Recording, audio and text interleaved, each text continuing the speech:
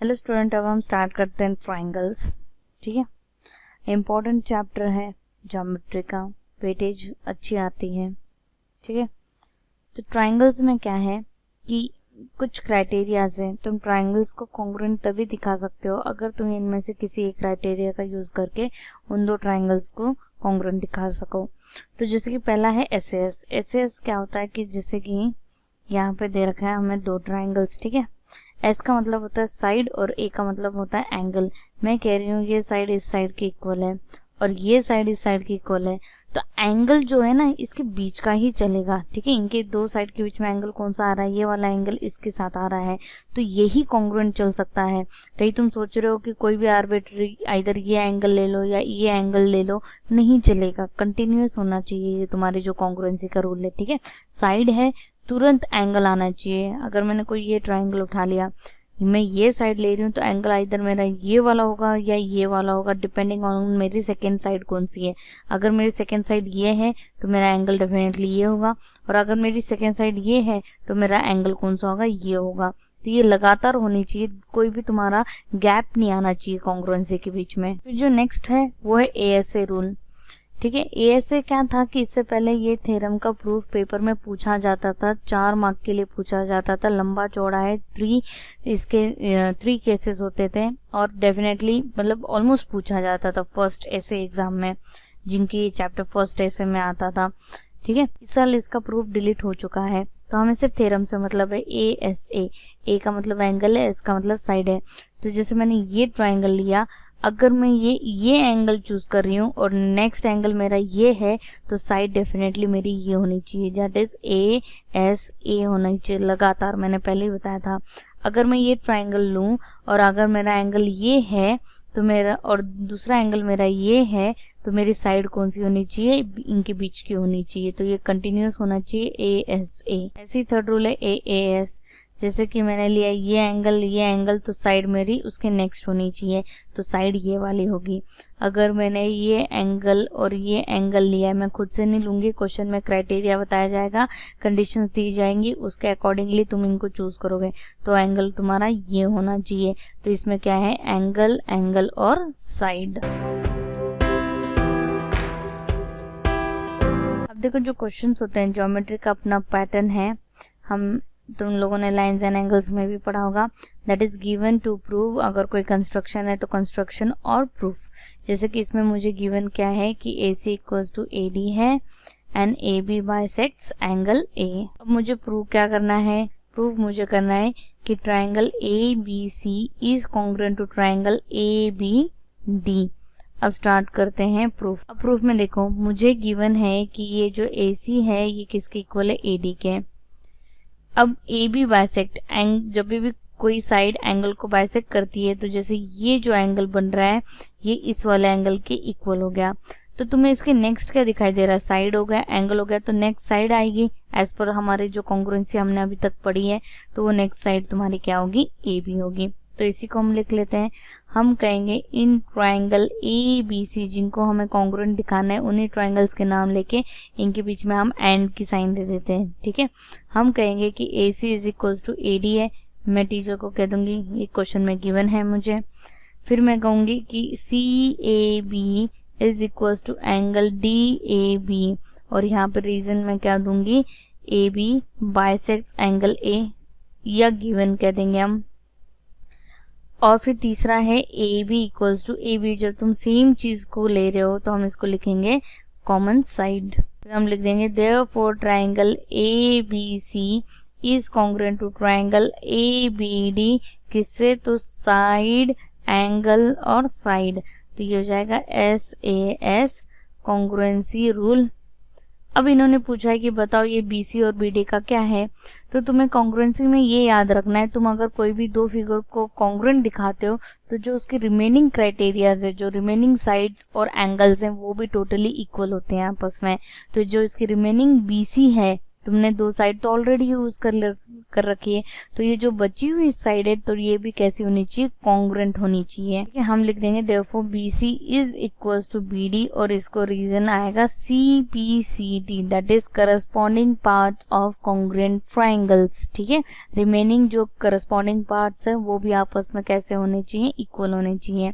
तो इस तरीके से हमने इसको प्रूव कर दिया है। अब इसमें जो कॉमन एरर बच्चे करते हैं वो क्या है, जब तुम इस एंगल के बारे में लिखते हो ना, ये जो एंगल A है, यहाँ पे बच्चे जनरली इस लाइन पे एंगल बच्चे क्या लिख देते हैं, angle A equals to angle A। नहीं, जब भी तुम्हारे एंगल का पार्टीशन हो रहा है, जैसे ये है, मैंने लिख दिया ABC, अब B जो एंगल B है वो दो पार्ट्स में डिवाइड हो रहा है, तो तुम angle B equals to angle B नहीं लिख सकते हो। जब सिंगल लेटर है तुम्हारे पास, जैसे कि ये C सिंगल है, तो हम लिख सकते हैं कि angle C is equals to angle D, पर अगर एंगल C के पार्टीशन हो रहे हैं तो हम नहीं लिख सकते, तब हमें 3 लेटर्स का यूटिलाइजेशन करना पड़ता है।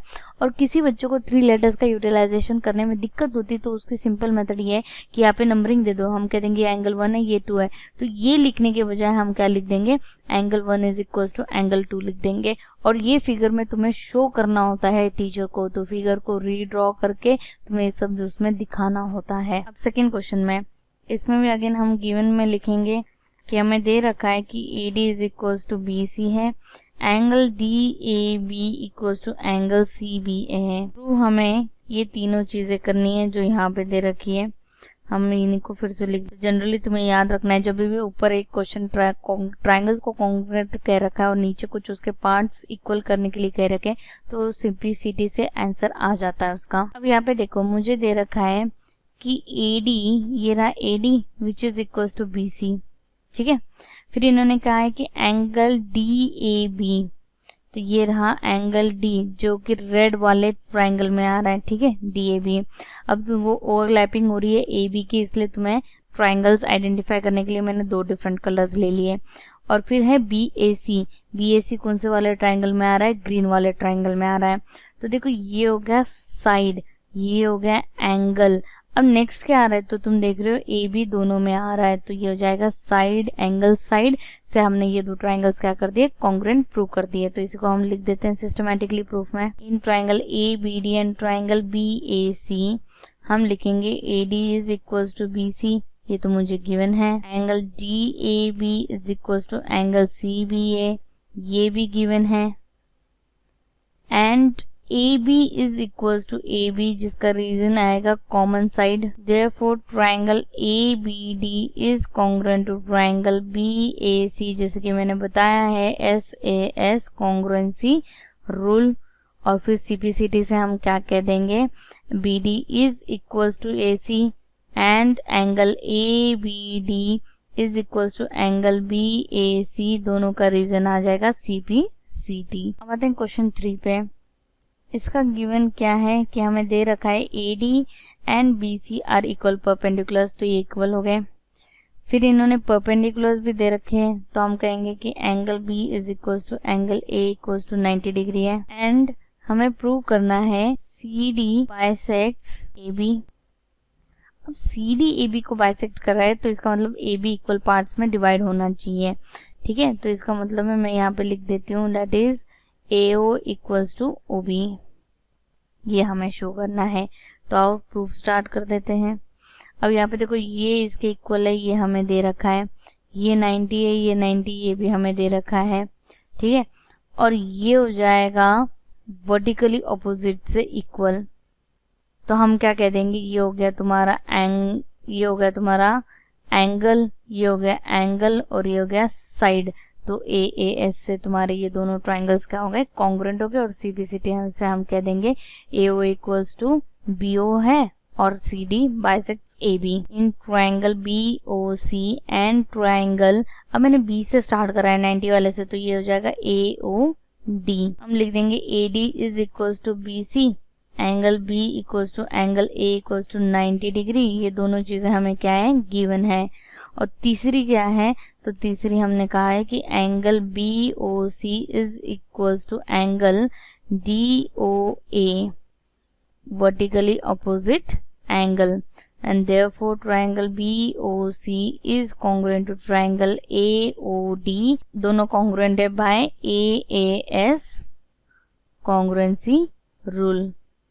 और CPCT से हम कह देंगे AO is equals to OB CPCT से, और that is CD bisects AB. Hence proved. अब हमें गिवन में क्या दे रखा है कि जो L है वो M को पैरेलल है. हमें प्रूव करना है triangle ABC is congruent to triangle CDA. और अब हम स्टार्ट करेंगे प्रूफ. देखो पैरेलल दे रखा है तो कहीं ना कहीं तुम्हें तीन कंडीशन जो कि तुम लाइंस एंड एंगल्स में पढ़ चुके, जो कि है करस्पॉन्डिंग एंगल्स, को इंटीरियर एंगल्स और तुम्हारे अल्टरनेट इंटीरियर एंगल्स. तो यहाँ पे हमें दिखाई दे रहा है कि अल्टरनेट इंटीरियर एंगल्स का पैटर्न है जो जेड शेप में होना चाहिए. ठीक है, तो ये जो एंगल है ये इस वाले एंगल को इक्वल है अल्टरनेट इंटीरियर एंगल से, जिसको मैं एंगल 1 कह देती हूँ. ये 2 हो जाएगा.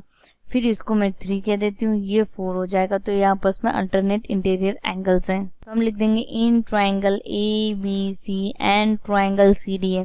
देखो अगर मैं पेपर में ये नंबरिंग दे देती हूँ टीचर को फिगर ड्रॉ करके, तो टीचर को कोई दिक्कत नहीं कि तुम 3 लेटर्स का एंगल क्यों नहीं यूज कर रहे हो.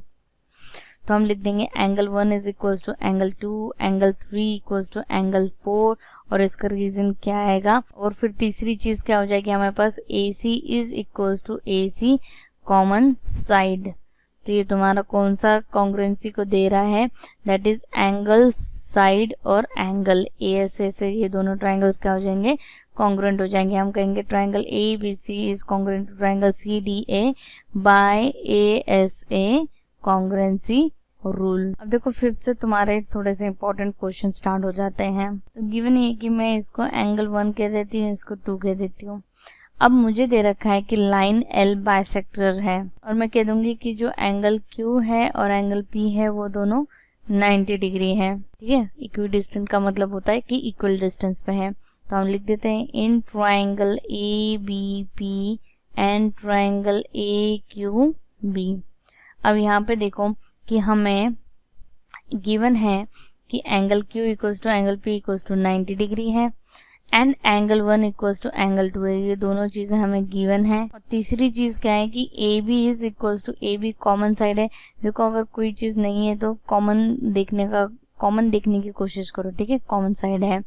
And therefore triangle ABP is congruent to triangle AQB by, ये हो जाएगा एंगल साइड. ठीक है, AAS कॉन्ग्रुएंसी रूल. और CPCT से हम क्या कह देंगे, therefore BP is equals to BQ CPCT. अब ये भी one of the important question है. ठीक है, अब इसमें हमें गिवन है AC is equals to AE, AB equals to AD and angle BAD is equals to angle EAC.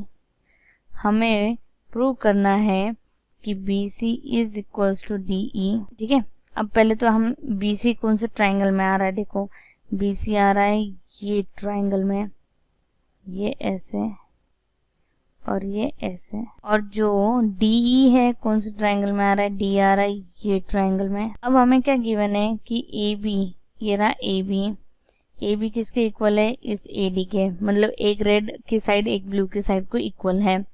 Similarly AC, ठीक है, ये है AC, रेड वाले की साइड दूसरे रेड वाले की साइड दूसरे ब्लू वाले की साइड को इक्वल है.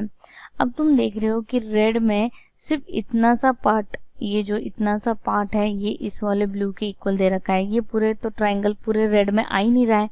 क्यों, तो ये जो बीच का तुम्हें दिखाई दे रहा है जिसको मैं ब्राउन कलर से शेड कर देती हूँ, ये देखो ये वाला जो पार्ट है ये तो गायब ही है पूरे रेड को बनाने के लिए और पूरे ब्लू वाले एंगल को कंप्लीट करने के लिए. तो हमें ये जो बीच का जो एंगल है DAC जो मैंने ब्राउन से दिखाया है, अगर मैं इसको ऐड कर लूँ गिवन जो एंगल्स हैं उसमें, तो ये मुझे पूरा ट्राइंगल का एंगल बना के दे देगा. ठीक है, तो यही हमें करना है. हम लिख देंगे इन ट्राइंगल BC कौन से ट्राइंगल में आ रहा है, तो BC आ रहा है इन ट्राइंगल ABC एंड दूसरा ट्राइंगल DE किस में आ रहा है, तो ADE में. ठीक है, हम लिख देंगे कि AC तो AE को इक्वल है. ठीक है, AB AD को इक्वल है एंड एंगल BAD भी इक्वल है एंगल EAC को। तो ये तीनों चीजें मुझे क्वेश्चन में ही दे रखी, तो हम लिख देंगे गिवन। अब मैं लिखूंगी एडिंग, कौन सा कॉमन पार्ट है जो दोनों में ऐड कर देंगे तो हमें कंप्लीट ट्राइंगल का एंगल मिल जाएगा। तो हम कहेंगे adding angle DAC to both side, ये हो जाएगा एंगल BAD में मैंने एंगल DAC ऐड कर दिया, इक्वल्स टू एंगल EAC में भी मैंने एंगल DAC ऐड कर दिया। तो इसको समझने के लिए देखो, ये है तुम्हारा BAD, तो मैंने येलो में ब्राउन ऐड कर दिया, तो ये कौन सा एंगल देगा तुम्हें, BAC। वैसे ही इस ब्राउन में ये वाला ब्लू मैंने कर दिया, तो ये कौन सा एंगल देगा तुम्हें, DAE। Therefore triangle ABC is congruent to triangle ADE by कौन सा है, हो जाएगा साइड एंगल साइड। ठीक है, SAS कॉन्ग्रुएंसी रूल से। और फिर इसमें हम CPCD से क्या कह देंगे, BC is equals to DE, और यही हमें क्या करना था, प्रूव करना था। इसमें भी ऐसे ही है, देखो तुम्हें प्रूव क्या करना है, DAP। मैं पहले इसको रेड कलर से कर लेती हूँ, फिर वो क्या हो जाता है, सिंपल हो जाता है। DAP ये रहा, तो मैं डार्क ब्लू से कर लेती हूँ, वो है EBP, मतलब यही जो बचा हुआ है वही ट्रायंगल है। ये रेड और ब्लू का कंपटीशन चल रहा है हर क्वेश्चन में। अब हम ग्रीन से इनके चीजें दिखा देते हैं। इन्होंने कहा है कि P is it's mid point. ठीक है, AB एक लाइन है, P उसका मिड पॉइंट है। तो गिवन में हमें दे रखा है कि AP is equals to PB, ये चीज इसको इक्वल है, ये मुझे दे रखी क्योंकि P मिड पॉइंट है। सच दैट एंगल BAD, तो ठीक है BAD ये जो एंगल है ये वाला एंगल इसको इक्वल है, ये हमें गिवन है। एंड एंगल ये जो डबल लाइन तुम्हें दिखाई दे रही है ना, ये वाला भी एंगल इस वाले एंगल के इक्वल है। पर तुम्हें दिख रहा है कि रेड कंप्लीट करने के लिए ये जो एंगल है, अगेन मैं इसको ब्राउन से दिखा देती हूँ। ये जो ब्राउन वाला पार्ट है ये होना बहुत जरूरी है, दोनों में ऐड होना, तभी ये पूरे ट्रायंगल्स के एंगल बनाएंगे। तो यही कर देते हैं हम लिख देंगे कि angle BAD equals to angle ABE है, and angle EPA is equals to angle DPB। अब हमें प्रूव क्या करना है कि triangle DAP is congruent to triangle EBP, and second है AD is equals to BE। चलो प्रूव कर देते हैं। हम कहेंगे in triangle DAP and triangle EBP हमें गिवन है कि AP तो PB के इक्वल है। जो मैंने गिवन में लिखा है उसी को पूरा का पूरा एग्जैक्टली नीचे उतार देना है। ये तीनों चीजें मुझे गिवन है। अब जो ब्राउन कलर से मैंने जो पार्ट को शेड किया है वो हमें एडिंग बोथ साइड करना है। तो हम लिखेंगे adding angle EPD both sides we get. ठीक है, तो ये हो जाएगा एंगल EPA में एंगल EPD ऐड कर देते हैं, इक्वल्स टू एंगल DPB में भी हम एंगल EPD ऐड कर देते हैं। तो ये बना देंगे तुम्हारा पूरा एंगल APD, और यहाँ से बना देंगे BPE। ठीक है, एंगल।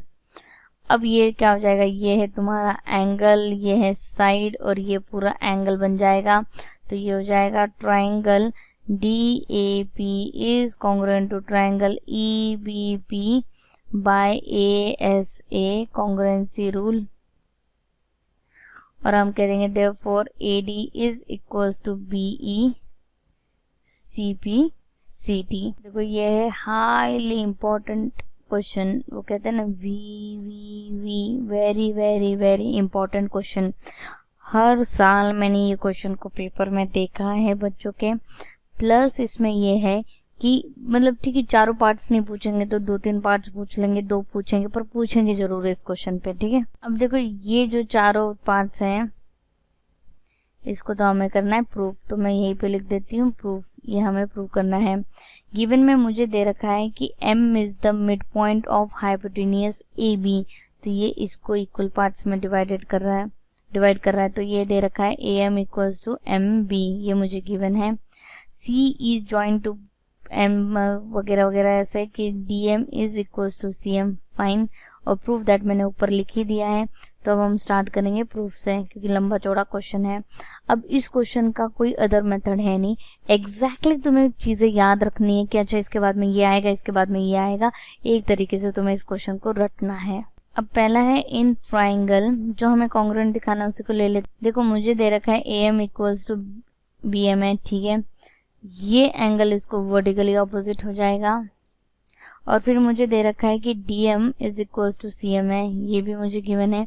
तो तुम्हारा SAS से क्या हो जाएगा, कॉन्ग्रुएंट हो जाएगा। हम लिखेंगे therefore triangle AMC is congruent to triangle BMD by SAS congruency rule. तो हमें CPCT से ये दिखाना है कि जो ये वाला एंगल है ना, ये वाला एंगल इसके इक्वल है, और ये जो साइड है, ये साइड इस साइड के इक्वल है। ये दो चीजें हमें CPCT में दिखाना बहुत जरूरी है। और फिर उसको हम इक्वेशन 1 कहेंगे, ठीक है। हम कह देते हैं ये एंगल 1 है, ये 2 है, ठीक है। तो ये हो जाएगा angle 1 equals to angle 2 CPCT। AC is equals to BD, ये दोनों चीजें CPCT से हो जाएगा और उसको इक्वेशन 1 कह देते क्योंकि इसका यूटिलाइजेशन फर्दर है। अब हम कहेंगे but angle 1 and angle 2 are alternate interior angles, तो फुल फॉर्म लिखना पूरा। Therefore BD is parallel to AC, और इसका रीजन क्या आएगा, by converse of alternate interior axiom, ठीक है। एंड देयरफॉर जो angle B plus angle C है ये इक्वल्स टू 180 डिग्री होने चाहिए को इंटीरियर से। अब मुझे दे रखा है कि एंगल C तो कैसा है, राइट एंगल है, ठीक है। तो हम लिख देंगे therefore angle B plus 90 degree equals to 180 degree, and therefore angle B equals to 90 degree. और यही हमें सेकेंड पार्ट प्रूव करना था कि एंगल DBC, एंगल B कहाँ आ रहा है, तो यही तो आ रहा है पूरा का पूरा DBC। तो हम लिख देंगे therefore angle DBC equals to 90 degree. अब हमें जैसे कि थर्ड और फोर्थ पार्ट रह गया है दिखाने के लिए, अब हमें DBC को कॉन्ग्रुएंट दिखाना है। तो हम कहेंगे in triangle DBC and triangle ACB। अब हमें दिख रहा है कि फिगर में BD तो किसके इक्वल है, AC के इक्वल है। Angle B equals to angle C 90 degree है, ठीक है। ये हम लिख देंगे फ्रॉम 1, हमने CPCT से दिखा दिया था जहाँ पे फर्स्ट कॉन्ग्रुएंसी दिखाई थी, फर्स्ट पार्ट हमने दिखाया था, वहाँ पे CPCT लिख के हमने इसको यहाँ पर लिख दिया था। और फिर तीसरा है कि तुम्हें दिख रहा है कि BC is equals to BC, इसको हम रीजन दे देंगे common side. Therefore triangle DBC is congruent to triangle ACB by, तो ये हो जाएगा साइड, ये एंगल और ये साइड, तो ये हो जाएगा SAS कॉन्ग्रुएंसी रूल। CPCT से हम कह देंगे जो ये हाइपोटेन्यूस है ना, CD is equals to AB हो जाएगा CPCT में। अब मुझे तो पता है कि AB, अब तुम देख रहे हो AB तो मुझे चाहिए ही चाहिए फोर्थ पार्ट दिखाने के लिए, तो मुझे CD का कुछ करना पड़ेगा, और CD में CM है, तो मुझे पता है कि CD क्या है, CM प्लस MD है इक्वल्स टू AB। फिर हमें गिवन है कि ये दोनों इक्वल हैं, तो मैं ट्वाइस CM लिख दूंगी इक्वल्स टू AB।